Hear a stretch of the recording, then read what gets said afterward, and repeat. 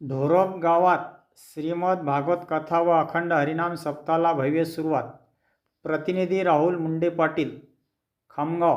खामगाव तालुक्यातील ढोरपगाव येथे हनुमान जयंतीनिमित्त आयोजित करण्यात आलेला श्रीमद भागवत कथा व अखंड हरिनाम सहकीर्तन सप्ताह सोहळ्याला यंदा मोठ्या उत्साहात प्रारंभ झाला आहे. विशेष म्हणजे या धार्मिक परंपरेचे यंदाचे 50वे वर्ष असून गावात भक्तिमय वातावरण निर्माण झाले आहे. दरवर्षीप्रमाणे चैत्र शुक्ल महिन्यात हनुमान जयंती आणि रामनवमीनिमित्त या सोहळ्याचे आयोजन करण्यात येते. यंदाही मोठ्या भक्तिभावाने कार्यक्रमाची सुरुवात झाली असून श्रीमद भागवत कथेचे वाचन हरिभक्त पारायण बाळकृष्ण महाराज सरोदे फुली यांच्या अमृतमय वाणीतून सुरू आहे.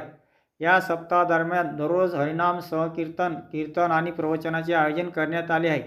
प्रसिद्ध कीर्तनकाराच्या उपस्थितीत भाविकांना आध्यात्मिक मार्गदर्शन मिळत आहे. तसेच पंचक्रोशीतील गायनाचार्य, मृदुंगाचार्य आणि टाळकरी मोठ्या संख्येने सहभागी होत आहे.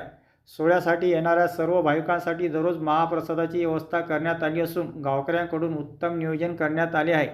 या सप्ताहाची सांगता दिनांक 9 एप्रिल 2026 रोजी होणार असून त्या दिवशी बाळकृष्ण महाराज सरोदे यांच्या अमृततुल्य वाणीतून काल्याचे कीर्तन होणार आहे.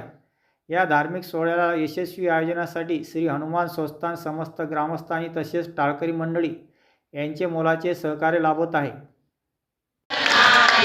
वासुदेवाय हरे नंदनंदनाय,